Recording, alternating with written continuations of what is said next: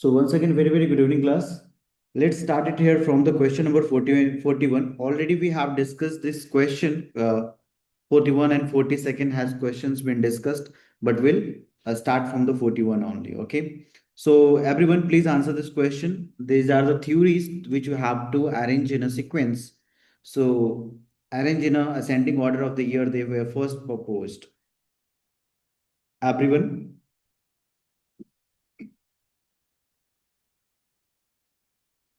बताइए, what is the right answer of the question?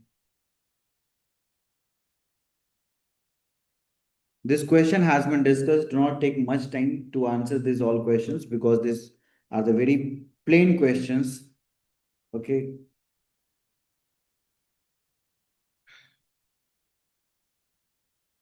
You have to understand the core idea of the theory.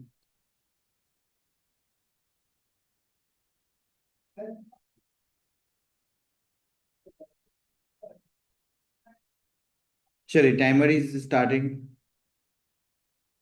Answer.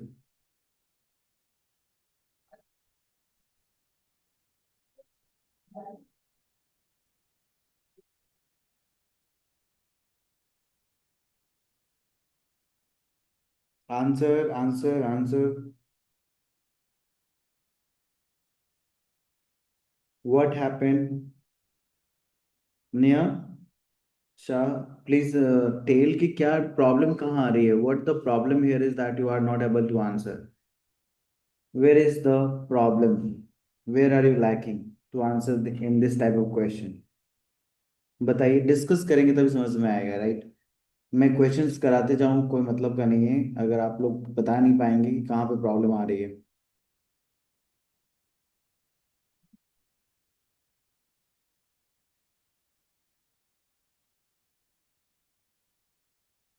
Neha, Priyanka and sister Vishwas, please answer about my questions कि क्यों नहीं answer दे पा रहे हैं। What is the problem actually? Where are you lacking in answering this question?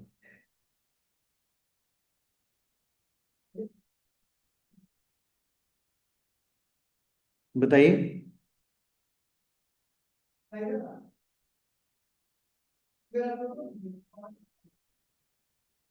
You may write also or you may speak also. Do not waste the time. Please answer the question which I am asking to you so that we can move ahead. आगे बढ़ सकते हैं, कुछ बात कर सकते हैं, कुछ डिस्कस कर सकते हैं।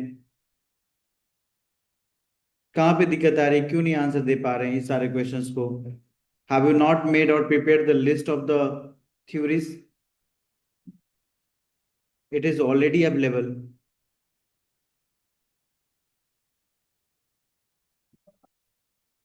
चलिए, I don't know what happened. आवाज आ रही है सभी को? Everyone? Am I audible to you or it is not audible so that you are not answering? Audible है? Yes, then what happened? Why are not answering? Neha, what is happening actually? Why are not able to answer this question? This was very simple questions. Theories दिया हुआ है, सारे theories आपको सुने हुए भी theories हैं। Only you may do mistake in the elaboration likelihood model, ठीक है, जो ईएलएम में। बाकी सारे थ्योरीज तो सुना सुनाया हुआ थ्योरीज हैं। You have to just think about than idea कि कब थ्योरीज आया। So four theories of the press came in the 1956, ठीक है, four theories of the. So इसका ईयर्स याद नहीं किए हैं अभी, तो कब याद करेंगे? प्लीज याद करना शुरू कीजिए, ठीक है। Four theories of the press 1956, जो कि क्वेश्चन करा चुका हूं उसका क्वेश्चन दोबारा कर रहे हैं, फिर भी याद नहीं है तो कोई मतलब का नहीं है, ठीक है। So four theories of the press में ऑथोरिटेरियन, लिबर्टेरियन, सोशल रेस्पॉन्सिबिलिटी और सोवियत थ्योरीज आती है। We have discuss this things कि मीडिया सिस्टम को क्लासिफाई करने की जो पहली कोशिश की गई, जो मेजर कोशिश की गई इन चार थ्योरीज में डिवाइड करने की, ऑथोरिटेरियन, लिबर्टेरियन, सोशल रेस्पॉन्सिबिलिटी और Soviet media theories, this comes under the four theories of the press, जिसको हम कौन सी थ्योरीज कहते हैं? एक और नॉर्मेटिव थ्योरीज, ठीक है। तो ये थ्योरीज है। दूसरा, सेकंड नंबर पे two step flow theory, right. So two step flow theories is basically, अगर आप देखेंगे तो it is propounded by the Lazarsfeld, ठीक है, जहाँ पे मीडिया से opinion leaders and opinion leaders and people के लोगों के बीच आती है, right. So media direct influence नहीं करता है, वो बीच में क्या बन जाता है, लीडर बन जाता है, right. So you have to arrange this all in a chronological sequence. So generally जो है, अगर इस थ्योरीज को देखें, टू स्टेप फ्लो थ्योरी को, तो इसका 1950 से पहले माना जाता है, ठीक है। Agenda setting theory 1972, McCombs and Shaw, it is basically that media tells what to think about. तो मीडिया इश्यूज कैसे डिसाइड करता है, ये एजेंडा सेटिंग, एजेंडा कैसे सेट की जाती है कि लोग क्या चॉइस करें, ठीक है। So each and everything in the news room decided in the form of agenda setting, right. Spiral of silence भी हमने बताया था, ये डायग्राम बनाकर बताया था 1974, एलिजाबेथ न्यूले न्यूमैन। लोग माइनॉरिटी की ओपिनियन छुपाते हैं, फियर ऑफ आइसोलेशन रहता है, ठीक है। मेजोरिटी की बात सुनी जाती है, वो इस डर में नहीं बोल पाते क्योंकि हमारी आवाज तो सुनी नहीं जाएगी क्योंकि हम माइनॉरिटी में हैं। So this is what in the case of spiral of silence. Similarly elaboration likelihood model की बात करेंगे, ईएलएम का, तो 1986 है, जहाँ पे सेंट्रल रूट और पेरिफेरल रूट की हमने बात किया था, अगर आपको याद है तो। परसुएशन का साइकोलॉजिकल मॉडल है, तो ये आपको याद रखना पड़ेगा। So answer is here 3, right. So you have to remember this all. Is it clear to everyone? सभी को क्लियर है? ये क्वेश्चंस हमने ऑलरेडी बेसिकली डिस्कस किया हुआ है।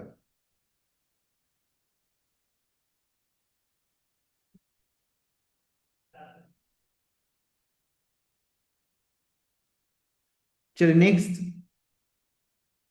Who among the following is the author of the book Desperately Seeking the Audience, published in the 1991? Everyone.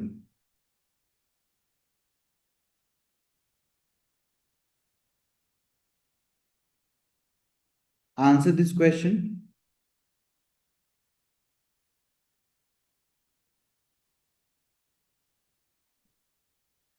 देखिए question किया जा चुका है, इसका मतलब है प्रीवियस क्लासेस में आपने ना वीडियो देखी ना आप क्लास में थे, राइट। सो एन एंग कौन है? ये मीडिया एंड कल्चरल स्टडीज के स्कॉलर हैं। ऑडियंस स्टडीज पे इन्होंने काम किया हुआ है। फेमस कॉन्सेप्ट इन्होंने दिया हुआ है एक्टिव ऑडियंस के नाम से, right. So author of the book का कोई हिसाब किताब नहीं है, आपको याद करनी ही पड़ेगी। सो एन अंग याद रखेंगे, desperately seeking the audience.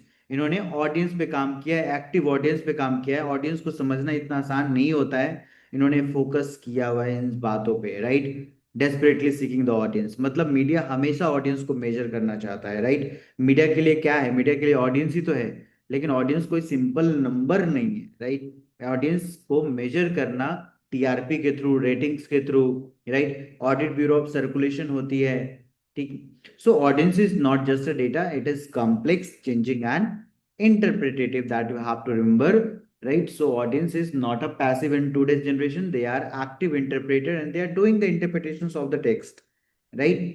So that is what it's here about, the desperately seeking the audience by the Angya, right? It is clear? Everyone clear?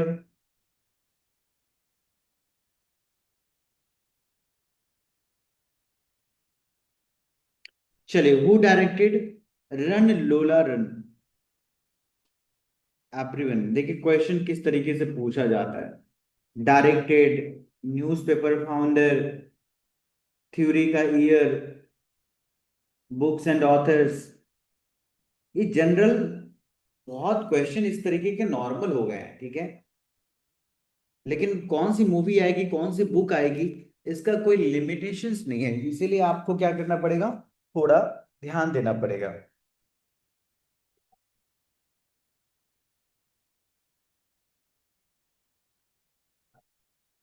Everyone please answer.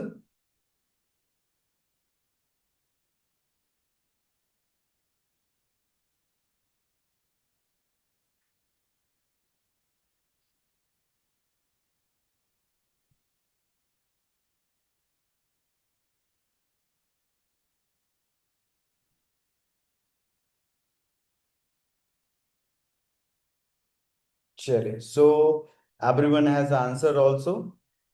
Yes, so right answer is Tom Tykwer. So Tom Tykwer basically ये, इन्होंने run डोला run बनाया, German film है। और basically ये film इसलिए famous है क्योंकि इसके अंदर के अगर आप टेक्निकल एस्पेक्ट्स को देखेंगे तो बहुत ही फास्ट एडिटिंग है, टाइम लूप नैरेटिव बहुत है, मल्टीपल आउटकम्स है, सो सेम स्टोरी जो है वो 3 बार रिपीट होती है, right? So that is what it's about the थोड़ा थोड़ा थोड़ा आउटकम चेंज है, because the small decisions are there in it which is changing the entire outcome of the life, right? So हर फिल्म को, जितने भी फिल्म को अगर आप देखते हैं, उसमें क्वेश्चंस आता है इस तरीके का कि क्वेश्चंस किस एरा में चल रहा है, क्वेश्चन जो फिल्म जो है किस एरा में चल रहा है। सो ये सारी चीज को अगर ऑप्शंस के अकॉर्डिंग भी देखेंगे, एलिमिनेशन टेक्निक्स को यूज भी करेंगे, so you can think of it कि जैसे John Ford, Quentin Tarantino, Christopher Nolan, so इन सब की मूवीज जो है आप जरूर याद कर लीजिए, बिकॉज ये सारे क्वेश्चंस आ चुके हैं प्रीवियस टू प्रीवियस पेपर्स को अगर आप एनालिसिस करेंगे, you will get this all directors and their films also, ठीक है? तो यूजीसी नेट में ये फिल्म पूछते हैं क्योंकि ये मॉडर्न स्टोरी टेलिंग का परफेक्ट एग्जाम्पल है, एक नए तरीके की टेक्निक है स्टोरी टेलिंग का, सो इसलिए ये इम्पॉर्टेंट बन जाता है। तो फास्ट रनिंग, फास्ट एडिटिंग, ये सारी चीज़ें इसमें हैं, ठीक है? स्टोरी भी बहुत फास्ट चल रही है, एडिटिंग भी बहुत फास्ट है, so kind of the new way of presenting the story telling it's here, the time concept use करते हैं, इसीलिए इसमें एक इम्पॉर्टेंट है, ठीक है? नेक्स्ट, क्वेश्चन 44 को ध्यान से पढ़िए। Arrange the following steps in the sequential order in which they are performed in the development and implementation of measurement tools.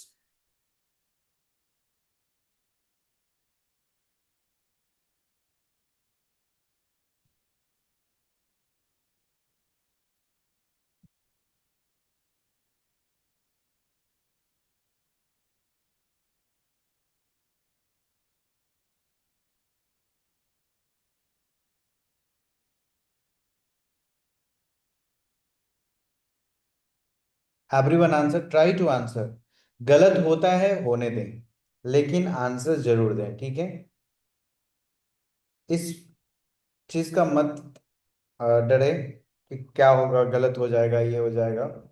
Try कीजिए, मान लीजिए इस क्वेश्चन को अगर आप समझेंगे थोड़ा आसानी से, तो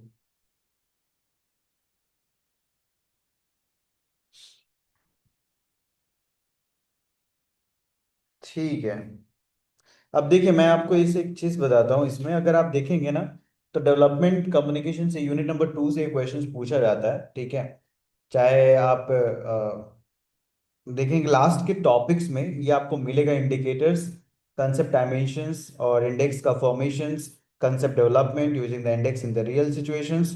So like for example, step one, it is about to understand the concept of development, right?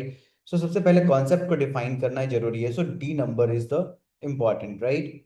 So media literacy का मतलब क्या है? लाइक क्रिटिकल थिंकिंग होना, फेक न्यूज को आइडेंटिफाई करना, राइट? अवेयरनेस होना। सो दिस ऑल आर, तभी जाकर हम एक डेवलपमेंट का कॉन्सेप्ट बिल्ड कर सकते हैं, तो बिना कॉन्सेप्ट क्लियर आगे कुछ भी नहीं हो सकता है, so this is wall it is important. rather than if you will move in the second step, that is about the specification of the dimensions, right?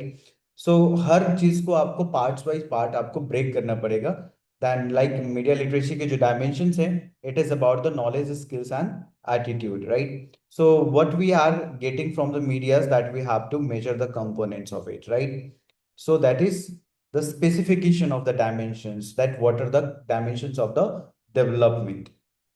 The secondly, step number 3, it is about the selection of the indicators. So there are the various indicators as we had discussed in the step number 2 as well.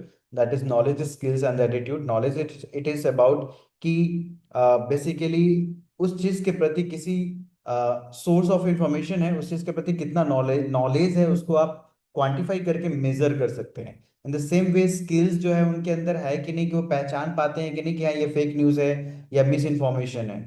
Similarly attitude का भी responses measure किया जा सकता है। So this is all it's about the selection of the indicators, right?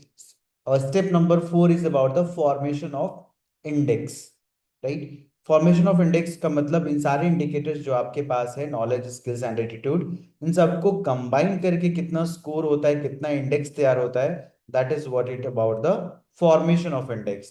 It means media literacy index is equal to knowledge, skills and attitude. And the lastly, that is step number 5, which is what is the application in the real world, right?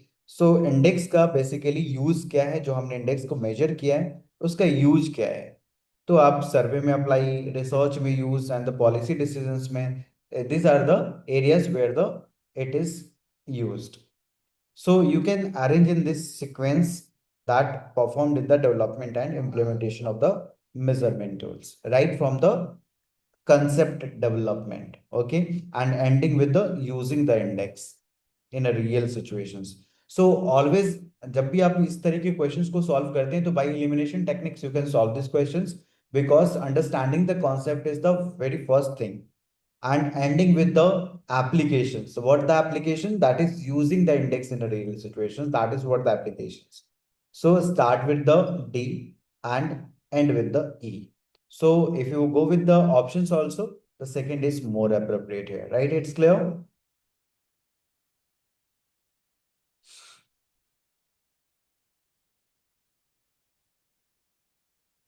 यही सारी चीजें हम happiness index में भी करते हैं, ठीक है? जब हैप्पीनेस इंडेक्स काउंट होता है तो उसमें भी हम क्या करते हैं, कॉन्सेप्ट को अंडरस्टैंड करते हैं। कोई भी चीजें हम पॉलिसी बनाते हैं तो understanding the concept is very first important. Then we look for the dimensions, various dimensions, that what are the factors, like income है, हेल्थ है, रिलेशनशिप्स है। And then after finding the factors you make some indicators कि उसकी salary, health score, social time, and then you combine, right? That is what it made index. देन उसको आप execute करते हो, अप्लाई करते हो। सो इस तरीके से ये सारी चीजें क्लियर होती है। चलिए नेक्स्ट पे आते हैं। The term cyber space first appeared in the prophetic fictions writing of Harold Innis, William Gibson, John Keats and Pablo Neruda. Everyone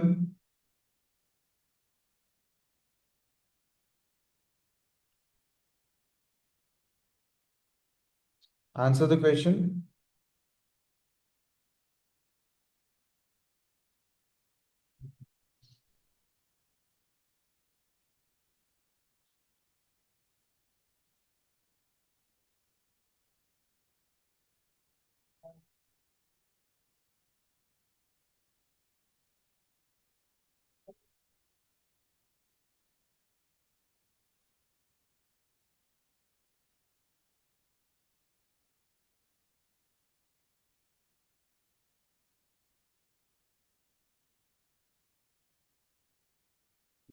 the term cyber space first appeared in the prophetic fictions writing of.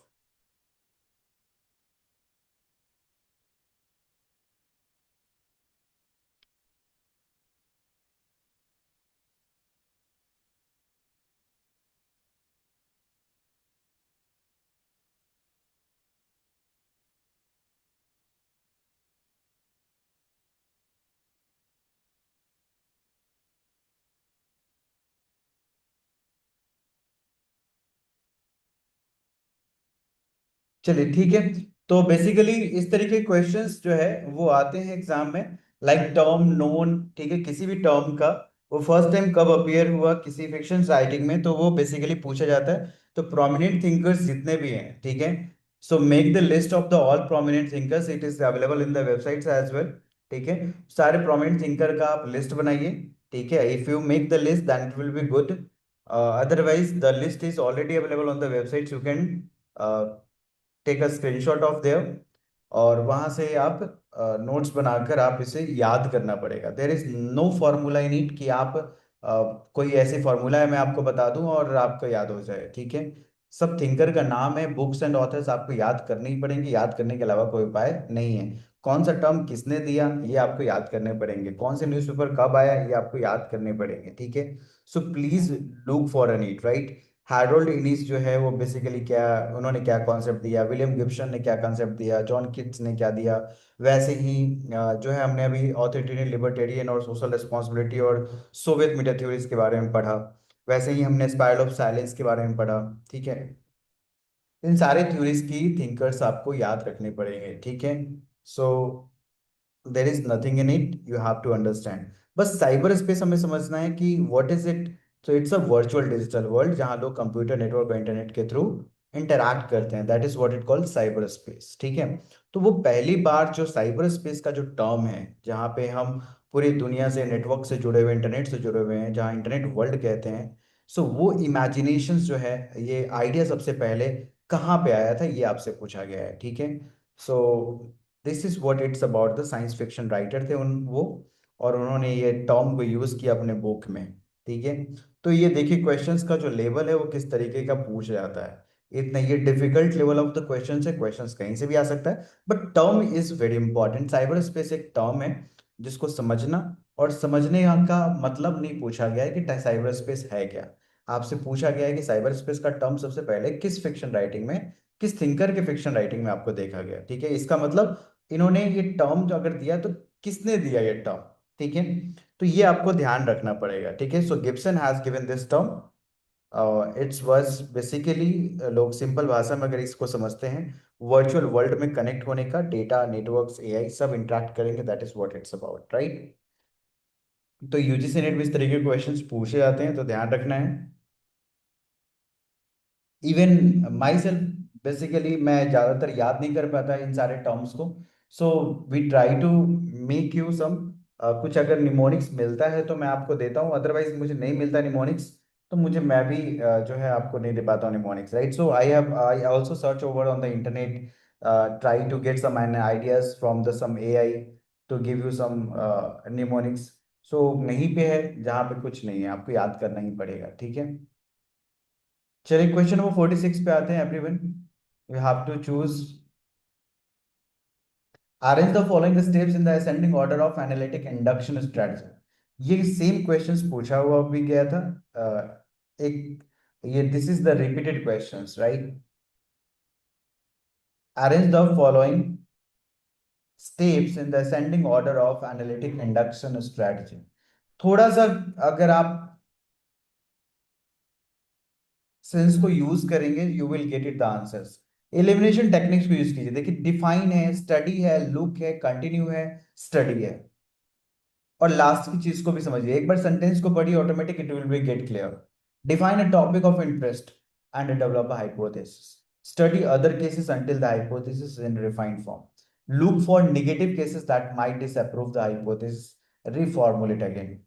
Continue until the hypothesis is adequately tested, and study a case to see whether the hypothesis works. If it doesn't, reform it. Everyone, answer.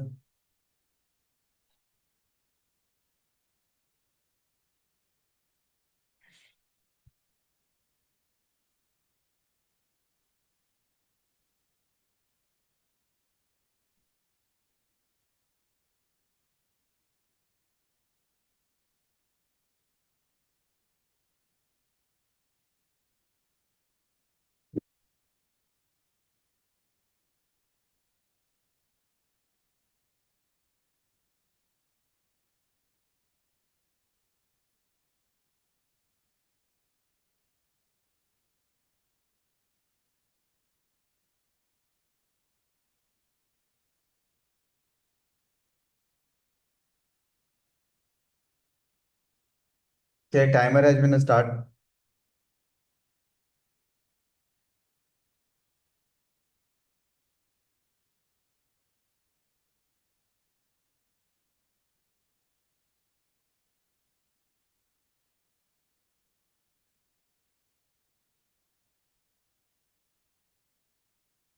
चलिए, so yes, you all have answered wrong. So yeah. So ध्यान देंगे, hypothesis क्या होता है। Hypothesis is about, देखेंगे सारे statement में hypothesis है। So hypothesis is about the tentative statement, predictive statement. ठीक है, जैसे एक रिसर्चर है जो एक परिकल्पना करना चाहता है, एक हाइपोथेसिस सेट करना चाहता है। डेटा कलेक्शन से पहले वो हाइपोथेसिस होती है, वो टेस्ट करना चाहता है कि कहीं हमारा हाइपोथेसिस एक्सेप्ट है या रिजेक्ट है, यानी उसका विचार क्या है, उसका आइडिया क्या है किसी चीज को लेकर, that is what the hypothesis. So first what you will do, पहला चीज आप क्या करेंगे, you will you will define a some topic of interest and develop the hypothesis on it. ठीक है, so like for example is given here, like social media increases aggressions. तो social media increases aggressions में hypothesis है, ये आपका alternative hypothesis है। आप ये मानते हैं कि सोशल मीडिया एक एग्रेशन लेकर आता है, ठीक है। सोशल मीडिया का ज्यादा यूज, जितना ज्यादा सोशल मीडिया यूज करेंगे उससे ज्यादा एग्रेशंस आएंगे, ठीक है। एक हाइपोथेसिस है, ये सही भी हो सकती है या गलत भी हो सकती है। तो आपने टॉपिक ऑफ इंटरेस्ट को लेकर, आपने सोशल मीडिया आपका टॉपिक ऑफ इंटरेस्ट है, और आपने क्या किया, उसको लेकर एक हाइपोथेसिस बनाया, right. So that is what it is about, the concept and hypothesis. That is the basically the first A. Then related to it, like the research में भी आप review of literature करते हैं, वैसे ही आप यहाँ पे you will study a cases to see the whether hypothesis work. If it doesn't work, reformulate it. तो आप केस स्टडी उसके ऊपर देखेंगे, एग्जिस्टिंग केस स्टडीज उसके ऊपर स्टडी करेंगे। अगर वो सही है तो सही है, ठीक है, उसके चेक कीजिए। अगर नहीं है तो उसको रिफॉर्मुलेट कीजिए, मॉडिफाई कीजिए, right. So you have to modify that. And then after AE, then it comes to here the B.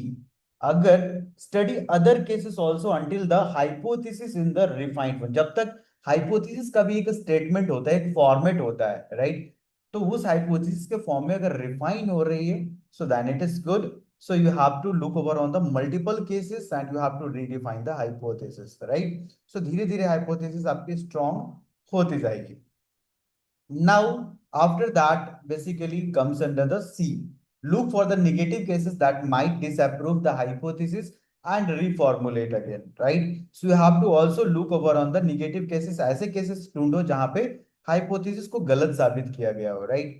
So वो भी आपको negative cases भी आपको ढूंढना है, क्योंकि ये भी बहुत important होता है, right? So when you are looking for the scientific process, you have to look for the negativity also, right? Negative cases भी आपको देखनी पड़ेगी। And the last is about the D, that is continue till final validations. So process आपको repeat करते रहना है, right? Until the hypothesis you don't get, right? So आपको process को repeat करते रहना है, hypothesis once the fully tested and stable ना हो जाए तब तक, right? It is clear everyone? So what, where, from where you will start? Define, understanding, right? Developing, and then study the cases, right? And then look over on the other cases, then look over on the negative cases, and then finally that until the hypothesis is adequately tested, right? It's clear?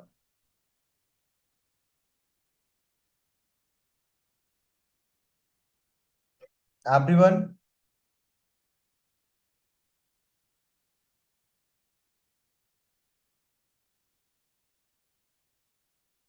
Okay. क्या सबको समझ में आया? और otherwise I should give you the example, मैं example देकर समझाऊं आपको। क्लियर है सभी को? Should we move ahead to the next question?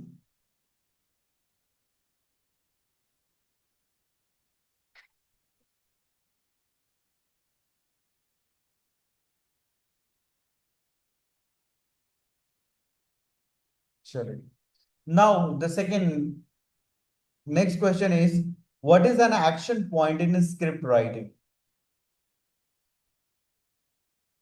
What is an action point in script writing?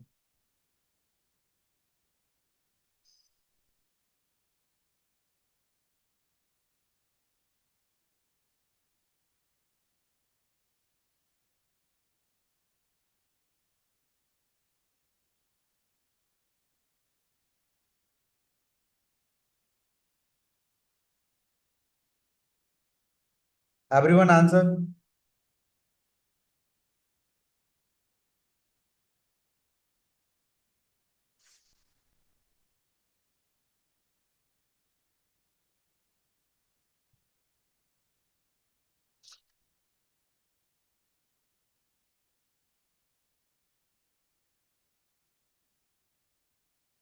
चलिए, everyone has answered correctly.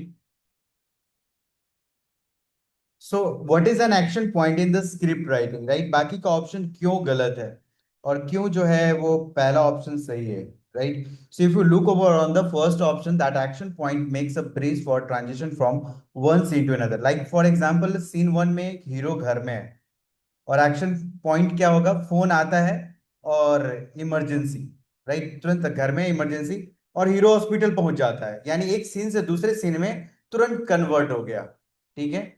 तो आपने देखा होगा ना, अभी घर पे तुरंत फोन आया, और तुरंत फोन आया नहीं कि तुरंत वो हॉस्पिटल का सीन आ जाता है। तो ये क्या है, तुरंत basically that is what the action point, phone call is equal to action point. So scene एकदम से चेंज हो जाती है। So that is what it called action point in the script writing. It is clear?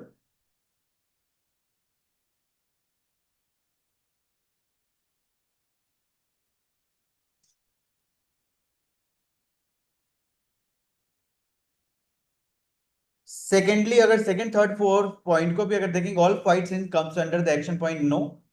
Because जहां पे action point तब होती है जब चीजें चलती आ रही है, सडन एक्शन कुछ आती है और वहां पे सीन चेंज हो जाता है, because it's about the script writing. Script writing में हम scene to scene script writing करते हैं ना। तो जब जहां से एक्शन पॉइंट आएंगे, एक सम ब्रीज जहां पे एक सीन से दूसरे सीन में कन्वर्ट होता है, and that it looks like an action. चलिए, match list with list two organisation है और उसका स्लोगन है। दिल्ली पुलिस का क्या स्लोगन है? Karnataka, ONGC, enchanting Tamil Nadu. ये सारे तो याद करने पड़ेंगे आपको, देखते रहिए, स्लोगन्स बहुत क्वेश्चंस आते हैं।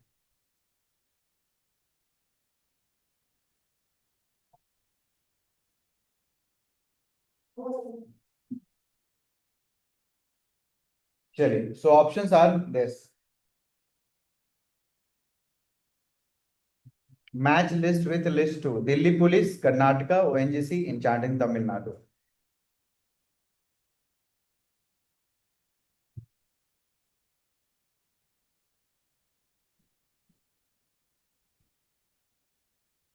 सभी स्लोगन को देखिए, इमोशनल स्लोगन होती है, ट्रस्ट बिल्डिंग स्लोगन होती है।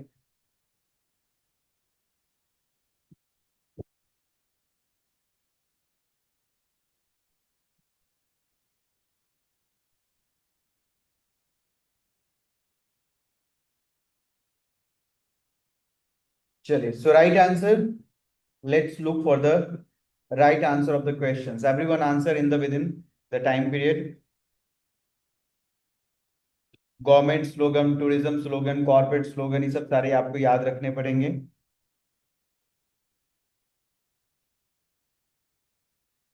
सो जितने भी ब्रांड्स हैं उन ब्रांड्स का एक लिस्ट बना लीजिए, बिकॉज स्लोगन्स आर ऑलवेज, कभी कभी अमूल का, किटकैट का, डेयरी मिल्क का, ये सारी चीज के क्वेश्चंस पूछ लिए जाते हैं स्लोगन, ठीक है? तो यू हैव टू रिमेम्बर, ठीक है? So here A3, right, that is Delhi police with you for you always. So जनता के लिए होती है पुलिस, ठीक है? सो विथ यू, आपके साथ और आपके लिए हमेशा तैयार रहती है Delhi police, that is A with 3। And B को अगर देखेंगे, Karnataka, so that is 1, right? So one state many worlds. So Karnataka जो है बॉर्डर, गोवा बॉर्डर के पास है, तो वहां पे अगर आप देखेंगे, that is one state many world's.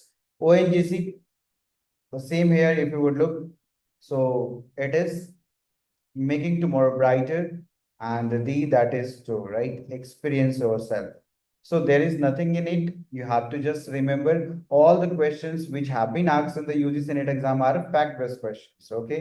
So you have to look on it, right? You have to be prepare the list of the things. Okay. Without preparing the list, you cannot remember, you cannot pass the exam. Okay. चलिए, now the 49th number questions. Match list with the list two. These are the basically the definitions and the concepts are theirs, which you have to remember.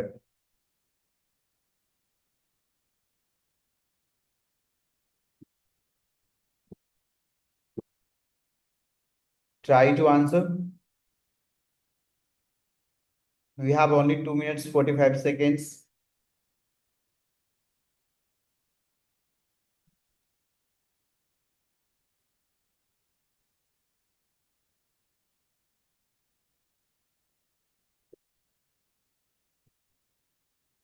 Everyone,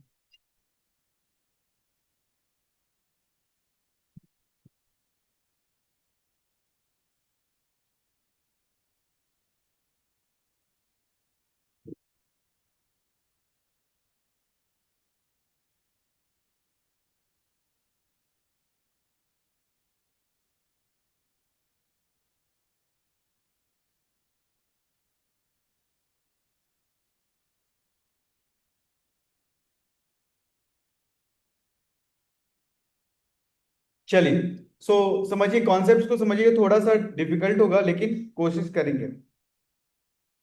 so 2 is the correct answer. So lopsided distribution क्या होती है? Unplanned distribution, ठीक है, like unplanned and haphazard distribution of the products in the market, ठीक है। Market में इसका मतलब है सप्लाई अनइवन है, डिमांड सप्लाई मिसमैच है, जितना डिमांड है उतनी सप्लाई नहीं है। तो इस तरीके की डिस्ट्रीब्यूशन स्ट्रैटेजी जो होती है वो वीक होती है। सो इसी को कहते हैं unplanned and haphazard distribution of the products. Market में कभी कभी इस तरीके से डिस्ट्रीब्यूशन हो जाती है, जहां पे जैसे लाइक फॉर एग्जांपल कोक जो है उस शहर में हर जगह मिल रहा है लेकिन गांव में नहीं है। तो ये क्या है? लॉपसाइडेड डिस्ट्रीब्यूशन से, राइट। तो इस तरीके की डिस्ट्रीब्यूशन को हम कहते हैं poor logistic planning, weak channel management. This is all it's about, right. वहीं पे प्रोडक्ट लाइन क्या होती है? Product line is about the group of closely related products. मतलब जैसे मोबाइल सीरीज की, मोबाइल की अगर देखे जाए एग्जांपल के लिए, चाहे सोप, शायद चाहे शैम्पू हो, चाहे बॉडी वॉश हो, इन सब के अलग अलग प्रोडक्ट्स होते हैं। नाम एक ही होता है लेकिन अलग अलग साइज के, अलग अलग ब्रांड के प्रोडक्ट्स होते हैं, लेकिन आपको सभी चीजें मिल जाती है। Same product line length same रहता है, मल्टीपल लाइन रहता है। Product line versus product means you can understand that is what it's about, right. Similarly, Troika concept is about the Russian word group of three, that company, dealer, customer। Company product बनाती है, dealer बेचता है, customer खरीदता है, तो ये मिलकर एक सिस्टम क्रिएट होता है। सिमिलरली प्रिंसिपल्स है, that is manufacturers who appoint dealers. So in this way, the main form, the owner of the product is called principals, right? So these are the questions which you have to pay attention on it and you can remember easily. So hope it has been beneficial for today's class.